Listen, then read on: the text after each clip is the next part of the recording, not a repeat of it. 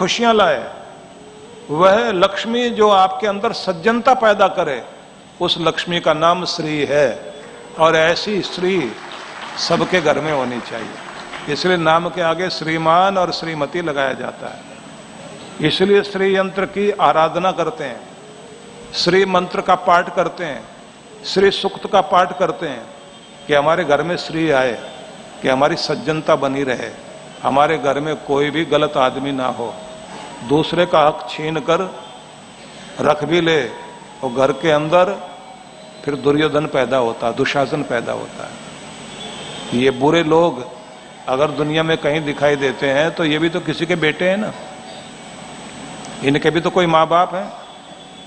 कमाई बिगड़ती है, संस्कार बिगड़ते हैं, घर में अधर्म आता है तो फिर संतान भी बिगड़ती है, और संतान बिगड़ती है तो नाम निशान भी मिटता है। इसलिए ये बात ध्यान रखिए, हमारे जीवन में दिव्यता का प्रवेश हो, हमारे भक्ति में। जब आप नियम से बैठते हैं ना सुबह शाम, तो ईश्वर से जो आप मांगते हैं ना, उनमें एक तो हमें शांति मांगनी चाहिए, पवित्रता मांगनी चाहिए, हृदय में करुणा रहे, दूसरों का भला करने की शक्ति रहे, अपना भला सबका भला, और मैं इस जमीन के लिए, धरती के लिए काम आ सकूं। भगवान इतनी शक्ति दो कि प्राणी मात्र का कल्याण करने के लिए मेरे पास सामर्थ्य हो, मैं सबका भला कर सकूं। ऐसी मंगल कामना करोगे तो भगवान आप पर ज्यादा रीझते हैं। व्यास ऋषि ने महाभारत में एक प्रार्थना दी, न त्वहम कामये राज्यम न स्वर्गम न पुनर्भवम, कि भगवान तुमसे न राज्य चाहिए, न स्वर्ग चाहिए, न मोक्ष चाहिए, फिर क्या चाहिए?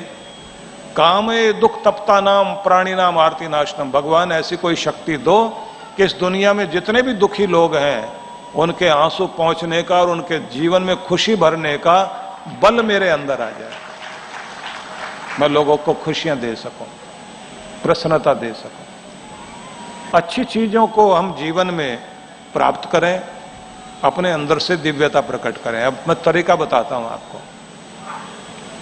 जब आप प्रार्थना में बैठते हो तो शांत होकर, सहज होकर महसूस करो कि आप भगवान की गोद में बैठे हुए हो।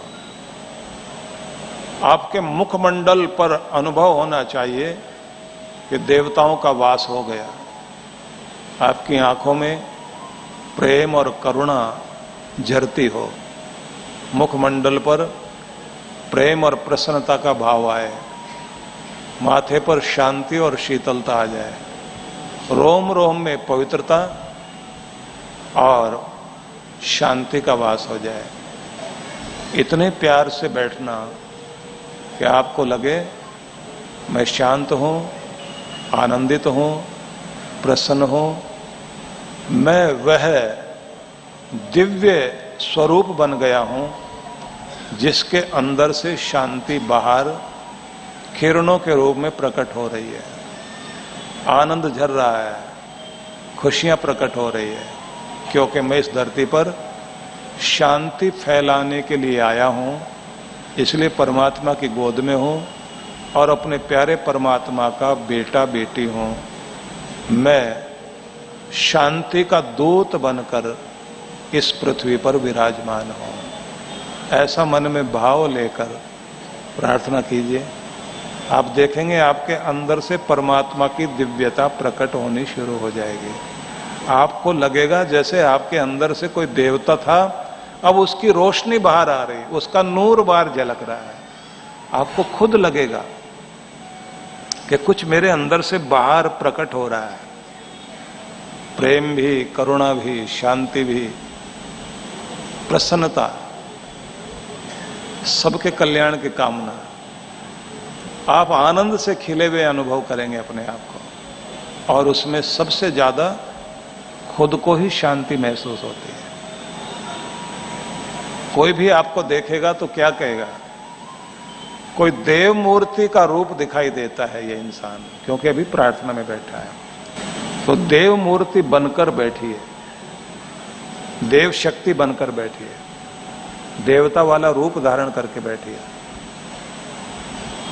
देवी वाला रूप धारण करके महिलाएं बैठे हैं, पुरुष देवता बनकर बैठे हैं। तो सच में कॉस्मिक एनर्जी, ब्रह्मांडीय ऊर्जा जो आपकी तरफ बरसती है, वो उसी दिव्य रूप को उभारना शुरू कर देगी।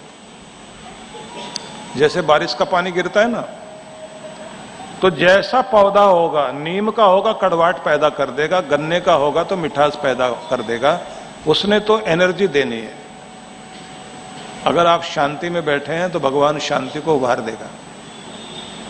अगर आप प्रेम में बैठे हुए हो तो आपका प्रेम और बढ़ेगा। आप करुणा से युक्त होकर बैठे हैं, सबके कल्याण की कामना करते हुए, तो आपके अंदर और करुणा आएगी। तो इसलिए आप स्वयं को दिव्य रूप में ढालें और प्रेम पूर्ण होकर बैठें। अपने अंदर की कड़वाहट को निकालते जाएं, तनाव को निकालते जाएं। इसलिए साधना में एक नियम है,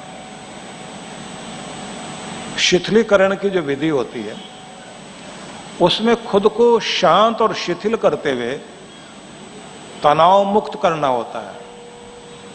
अपना स्ट्रेस रिलीज करें, शांत करें खुद को, अपने होठों पर मुस्कुराहट लाएं, अपने हृदय को प्रेम से भरें, लंबे गहरे सांस लेते जाएं, स्वयं को शांत करते जाएं। थोड़ी देर में आप खिलना शुरू हो जाएंगे। खुद को लगने लगेगा कि जैसे ताजगी मेरे अंदर आ गई है, वसंत ऋतु अंदर ही आ गई है। अब संगीत मेरे रोम रोम से जड़ने लगा है। आनंद से भरे हुए आप बैठे दिखाई देंगे, खुद को अच्छा लगेगा। और उस रूप में प्रार्थना करके जब बाहर आप आते हैं तो घर के लोग क्या कहेंगे? मंदिर से उठने के बाद आप बदल जाते हो, आपका चेहरा बदल जाता है, आपके हाव भाव बदल जाते हैं। खुद आपको भी लगता है मैं भगवान की गोद में बैठकर आया हूं, चार्ज होकर आया हूं, मेरा रूप बदल गया है। और चार्ज होना भी चाहिए। इसलिए शब्द मैंने कहा कि इस 2020 में आपको यह भी याद रखना है कि स्वयं में ईश्वर की दिव्यता को प्रकट करना है। भगवान का जो डिवाइन रूप है, दिव्य रूप है, वो आपके अंदर प्रकट होना चाहिए। हम लोग एक मेडिटेशन कराते हैं, डिवाइन ब्लिस मेडिटेशन। उसमें यही एक भाव है कि अपने आनंद में कैसे जीना है, अपने आनंद में कैसे रहना है। हर आदमी को सीखने के लिए जरूर जाना चाहिए। आपके पूर्वज उस समय इतने साधन मौजूद नहीं थे, फिर भी हिमालय यात्रा करते थे, तीर्थों में जाते थे। अब हमारे पास इतने साधन हैं। आपको अगर मैं बुलाता हूं कि आप धौलाधार की पहाड़ियों में उन हिम शिखरों के मध्य जहां व्यास नदी का तट है, वो मनाली वाला जो पूरा भाग है, कि वहां आप लोग आए तो मैं बुलाऊं, तो आज आपके पास साधन है कि आप सीधे फ्लाई करके भुंतर एयरपोर्ट पर उतर सकते हैं और वहां से 40 मिनट लगेंगे। गाड़ी में बैठोगे, गाड़ी जहां जाकर 40 मिनट के बाद रुकेगी तो आपको अपना साधना धाम दिखाई देगा, साधना स्थल दिखाई देगा कि आप पहुंच गए। तो साधन मौजूद है। आज थोड़ा सा पैसा ही तो लगेगा फ्लाइट का, लेकिन पहुंच सकते हैं। पहले वालों को तो जब तीर्थ के लिए जाते थे ना, तो पूरे गांव को बताकर मैं जा रहा हूं, पता नहीं लौटूंगा नहीं लौटूंगा। बड़ी भावना से लोग जाते थे, लेकिन जब कोई लौटकर आता था, अभी भी होता है ना, पंढरपुर जाए आदमी या फिर दूसरे किसी तीर्थ में होकर आए, तो जब लौट रहा होता है तो जिस जिसको भी पता लगता है वो उसको छूकर आशीर्वाद लेता है कि चलो तुम होकर आए हो ना, तो हमारा भी तुम्हें छूने से कुछ न कुछ पुण्य लाभ तो हो ही जाएगा। अभी भी पालकी यात्रा चलती है ना, तो पालकी यात्रा में सब लोग शामिल होते हैं, दूर तक छोड़ के आते हैं, एक गांव तक जाएंगे, भले ही उससे आगे ना जाएं। तीर्थ की भावना महाराष्ट्र में तो बहुत रही है, और गुजरात में अगर आप देखें तो वहां का समाज तो दिवाली के बाद 1 महीने तक गुजराती समाज यात्रा पर ही निकल जाता है। और एक अच्छी बात उनमें दिखाई देती है, शनिवार रविवार को तो सारे के सारे बाहर ही खाना खाते हैं जाकर। कमाने पर आएंगे तो खूब कमाएंगे, उसके बाद जैसे छुट्टी का दिन है तो कहेंगे अब महिलाओं को भी छुट्टी मिलनी चाहिए, क्योंकि महिलाओं के साथ ये बड़ी समस्या है, इन बेचारों की छुट्टी होती नहीं। और अगर कोई माँ है तो माँ का रोल तो ऐसा कमाल का है, ये तो 24 घंटे की इमरजेंसी ड्यूटी भी दे रही होती हैं। रात में कोई 2 बजे आ रहा है तो दरवाजा खोलने के लिए कोई और खोले ना खोले, माँ अगर बूढ़ी भी होगी, एक टांग से ही चल पा रही है, तो जाएगी, जाके दरवाजा खोल कर आएगी। बेटा कितना भी गुस्सा करे कि माँ तू क्यों जाग रही थी, तो माँ क्या कहती है, तू नहीं सोएगा तो माँ को नींद कैसे आएगी। होना तो चाहिए ना, इनकी भी छुट्टी होनी चाहिए, ये भी जाएं, बाहर ही खा कर आओ, घूम कर आओ। हालांकि खाना तो अपने घर में बहुत अच्छा होता है, लेकिन या तो पुरुष लोग भी बनाना सीखें। वैसे ये बात मुझ पर भी लागू होती है, मुझे भी नहीं आता। मैंने तो एक बार अपनी पत्नी को, बीमार थी, चाय बना के दी, तो आयुर्वेद पढ़ा हुआ था हम लोगों ने। आयुर्वेद का नियम है कि काढ़ा बनाना हो तो इतना उबालो कि कम से कम वो 1/4 रह जाए। तो ऐसी चाय की पत्ती डालकर जब उसे उबाला और वो 1/4 रह गई, तब लेकर गए।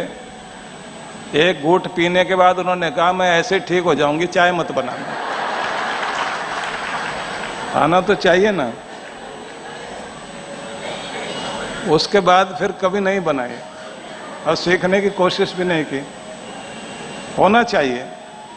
अपनी कमजोरी भी आप लोगों के साथ, सबके साथ हंस लेते हैं ना, यहीं बैठ के हंस लेते हैं, लेकिन है तो सही ना।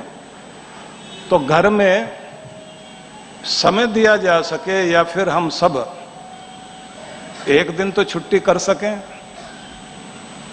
शनिवार रविवार हो जाए तब तो बहुत अच्छी बात है। जब आप थोड़ी देर के लिए भी एक दूसरे का ध्यान रखकर खाली कहीं भी बैठते हैं, घूमते हैं, बातचीत करते हैं, क्षण जीवन के हमेशा याद किए जाते हैं, उन्हें कोई नहीं भूल सकता। आप कितना भी गिफ्ट किसी को दे दीजिए, वो गिफ्ट याद रहेगा नहीं रहेगा, लेकिन आपने किसी को समय का गिफ्ट दिया हो तो वो हमेशा याद रहता है। महिलाएं तो ज्यादातर यही चाहती हैं कि आप कुछ नहीं तो वक्त दिया करो। दूसरी बात क्या चाहती हैं कि कुछ भी हो, आपसे हम समाधान नहीं चाहते, लेकिन हमारी बात सुन जरूर लिया करो।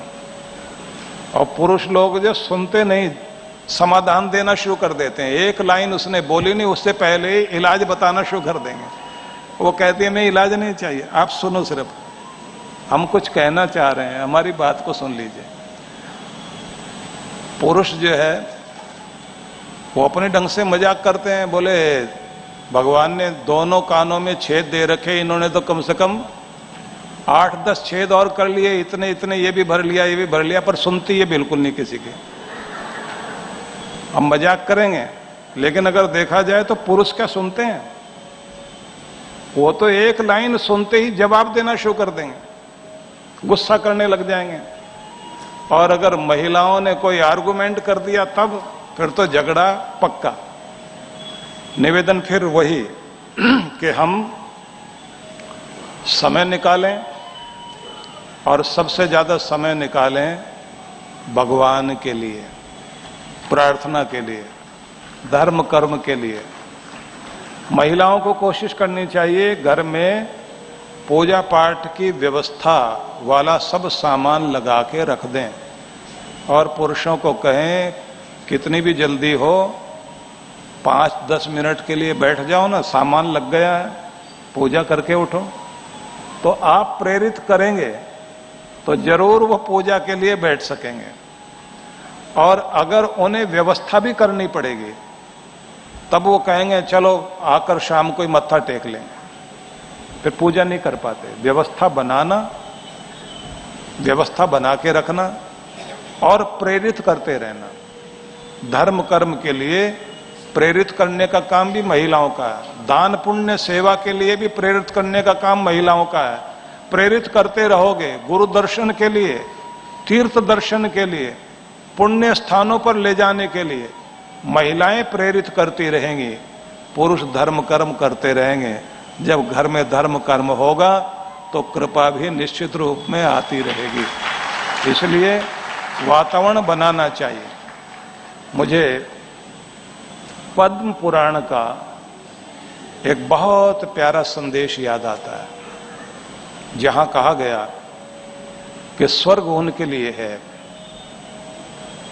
जो लोग ये खास काम करते हैं। कौन सा? दानम दरिद्रस्य विभो क्षमित्वम। किसी के पास बहुत सामर्थ्य हो, शक्ति हो, पद हो, प्रतिष्ठा हो, दंड देने का अधिकार हो, और उसके अंदर एक गुण आ जाए दूसरों को माफ करने का, ये अकेला गुण उनको स्वर्ग का अधिकारी बना देता है। कि इतनी बड़ी ताकत होने के बाद भी ये घमंड में नहीं रहता, दूसरों को माफ करना जानता है। दूसरी बात कही, दानम दरिद्रस्य। गरीबी है जिंदगी में, उस गरीबी के बाद भी व्यक्ति के अंदर दानशीलता है।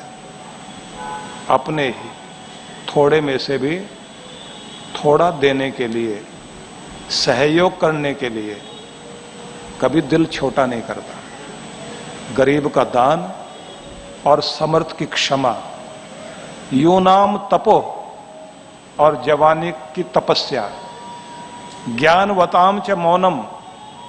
बहुत पढ़ा लिखा ज्ञानी होकर भी मौन रखता हो, ज्यादा बोलता ना हो।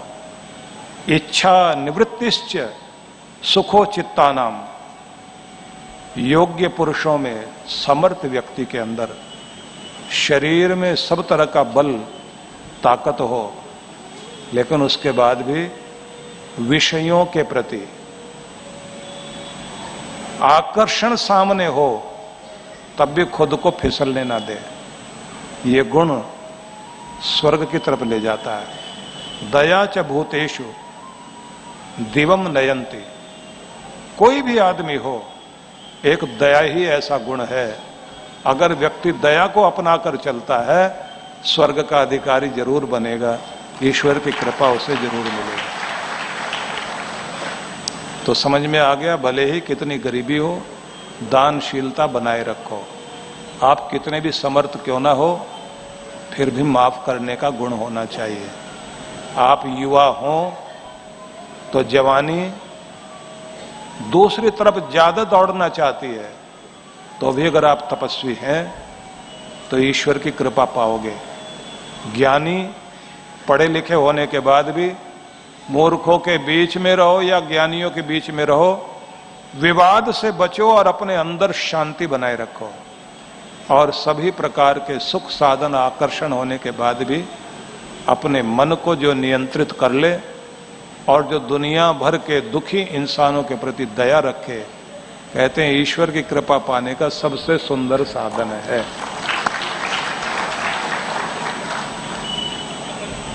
तो निवेदन यही है सभी से, हम सबको अवसर मिला, हमें चिंतन करना चाहिए, अपने पास डायरी रखें और जो आपको सूत्र दिए जा रहे हैं उन सूत्रों पर विचार करें। अगला सूत्र ईश्वर आनंद है, ईश्वर प्रेम है, उसी में जिए और उस आनंद को अपने अंदर से प्रकट करें। इसे भी समझ लीजिए कि आपका ईश्वर आनंद स्वरूप है। हृदय में ईश्वर की भक्ति से आनंद की अनुभूति होती भी है और चेहरे पर दिखाई भी देती है। जब आप सच्चे ढंग से सही विधि से भक्ति करते हैं तो हृदय में आनंद आएगा और उस आनंद को बांटने की इच्छा भी जागेगी। जहां भी आप रहें, दूसरों को आनंदित करके आनंद लेने वाले बन जाएं तो आपका आनंद हमेशा टिका रहेगा।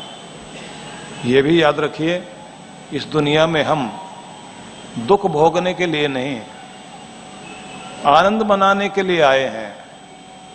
और ये आनंद तब आपकी जिंदगी में आएगा जब आपको कोई भी काम कर रहे हैं आनंद पूर्वक करने की आदत पड़ जाए। इसे ऐसे समझ लीजिए, बोझ समझकर कोई भी चीज मत करिए, आनंद मनाते हुए करिए। उन जगहों में जहां आप देखते हैं खेतों में काम करने वाले लोग कपास बीनते हुए, इकट्ठे करते हुए लोग, या धान की पौध लगाते हुए लोग, या नौका चलाते हुए ऐसे जो मछुआरे, या वो गडरिये जो अपनी बकरियों को, भेड़ों को चराते हुए पहाड़ों में जा रहे हैं, पुराने समय से अब तक एक गुण दिखाई देता है, गाते गुनगुनाते हुए काम करेंगे। उनके पास कोई टेलीविजन या रेडियो नहीं होता था, पुराने टाइम में तो वैसे नहीं होता था, लेकिन गाते गुनगुनाते हुए काम करते थे तो चेहरे पर आनंद दिखाई देता था। मैं इस बात को इस तरह कहना चाहता हूं कि आदमी को काम का, कार्य का बोझ नहीं थकाता, कार्य का बोझ नहीं थकाता, आदमी को तनाव थकाता है, आदमी को चिंता थकाती है, आदमी को स्ट्रेस थकाता है, आदमी को अंदर का डर थकाता है। जब आदमी गाना और गुनगुनाना शुरू करता है, मुस्कुराना शुरू करता है, कितना भी बोझ सिर पर हो हल्का होना शुरू हो जाता है, जिंदगी हल्की बनती है। तो खुद रेडियो बन जाइए, भले गाना ना आए, इसका मतलब ये नहीं कि आप इतने जोर जोर से गाना शुरू कर दें। वो किसी ने कहा कि सुना है संगीत से आग लग जाती थी, ये दिए जल जाते थे। दूसरे ने कहा भाई साहब अगर ऐसे गाते रहे तो मेरा तो खून ही उबलने लग जाएगा। धीमे गाइए, आनंद मनाइए, गुनगुनाते हुए काम करिए। गुनगुनाते हुए जब आप काम करते हैं ना, चेहरे पर मुस्कुराहट रहती है। सबको आदत होनी चाहिए। बच्चों में तो एक गुण होता है, वो जब बोलते भी हैं तो उसमें भी संगीत होता है। उसने अगर माँ कहना है या बुआ कहना है तो भी इतने मीठे ढंग से बोलता है, ऐसा लगता है जैसे वो गा रहा है। बच्चों में संगीत दिखाई देता है। आप गुनगुनाते हुए स्ट्रेस फ्री होकर काम कीजिए तो एक बात आती है, जैसे आजकल गाड़ियां बनी है ना, थोड़े से पेट्रोल में ज्यादा दूर तक चलती हैं, तो थोड़ी एनर्जी और काम ज्यादा। अगर थोड़ी सी एनर्जी में ज्यादा काम करना चाहते हैं, बिना थके काम करना चाहते हैं, मुस्कुराते हुए, गुनगुनाते हुए, आनंद मनाते हुए काम करना शुरू कर दीजिए। आपकी थकावट खत्म होगी, अच्छी नींद आएगी, खिले रहोगे, घर में भी लौटोगे। अगर आपको कहा जाए कि अभी और 4 घंटे काम करना है तो आप कहेंगे मैं तैयार हूं।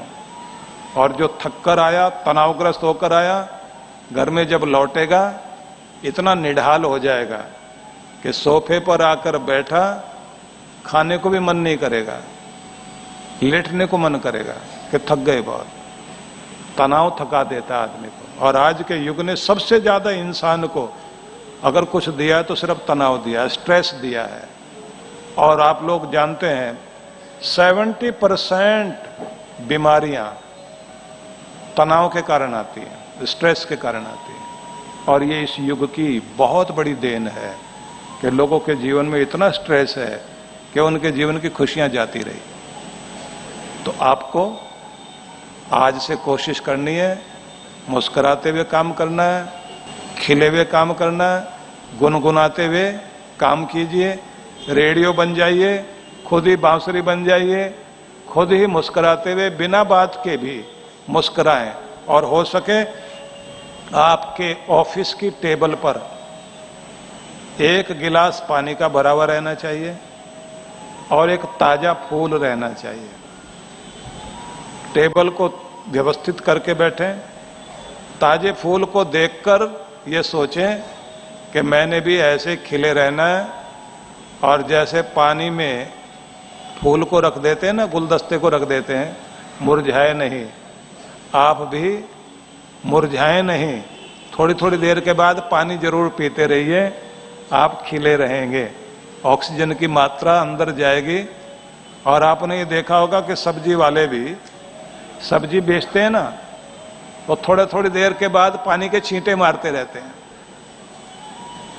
और कई बार तो इतना छींटे मारते हैं कि खरीदने वाला परेशान हो जाता। 5 मिनट हो गए वो छींटे लगा रहा, और 5 मिनट बीत गए, 10 मिनट हो गए। आदमी को बोलना पड़ता है, भाई साहब अगर सब्जी होश में आ गई हो तो 1 किलो दे देना। पानी के छींटे मारता रहेगा। क्यों? क्योंकि उसको पता है कि ग्राहक खरीदने आया है, सब्जी ताजी लगनी चाहिए।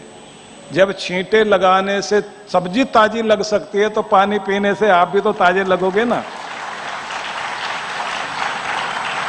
और पानी का गिलास भर के पी लिया तो उसके बाद दोबारा उसे भर के रख दीजिए, क्योंकि सामने पानी से भरा गिलास दिखाई देगा तो पीने की इच्छा जागेगी। नहीं तो काम में लगे रहोगे, पीने की इच्छा होगी भी तो भी टाल दोगे आप। तो पानी का गिलास भरा रहना चाहिए और तरोताजा रहना है। सब्जी वाला उदाहरण इसलिए दिया कि जिससे आपको याद रहे। सब्जी वालों को तो एक ही शब्द याद रहता है, जब भी आप उनसे पूछो ना सब्जी कैसी है, बोले एकदम ताजी। भले 3 दिन पुरानी हो। सब्जी वाले के घर में बेटा पैदा हुआ, पूछा कैसा, बोले बिल्कुल ताजा है। क्यों सुना है मैंने? कि आपको याद रहे सब्जी वाला उदाहरण। अगर पानी के छींटे लगाने से वो भी तरोताजा हो जाती है सब्जी, तो आप भी खुद के चेहरे पर छींटे भी लगाएं, पानी पिएं भी सही, लंबे गहरे सांस लें, चेहरे पर मुस्कुराहट लाएं, गुनगुनाते हुए काम करें। निश्चित रूप से ईश्वर आनंद है और आनंद को प्रकट करना ही ईश्वर से जुड़ना है। तो ये समझ में आ जाएगा। तो 2 कठिन वाक्य मैंने बोले थे कि ईश्वर की दिव्यता को स्वयं में प्रकट करें। दूसरा बोला था ईश्वर आनंद है, उसी में जिएं और उसी आनंद को प्रकट करना सीखें। तो इन दोनों पॉइंट्स को पकड़िए, अपनाइए। मैंने थोड़ा सा समय ज्यादा लिया इसलिए क्योंकि आज शुरुआत ही देर से हुई। जहां मैं रुका हुआ हूं वहां इतना ऊपर नीचे कहां से लोग।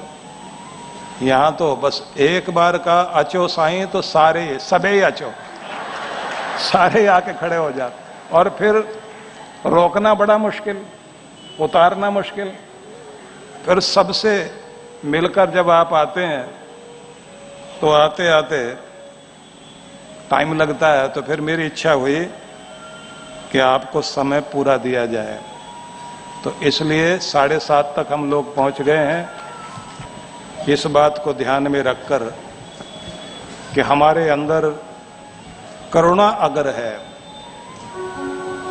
तो ईश्वर की कृपा पाने का सबसे आसान तरीका है।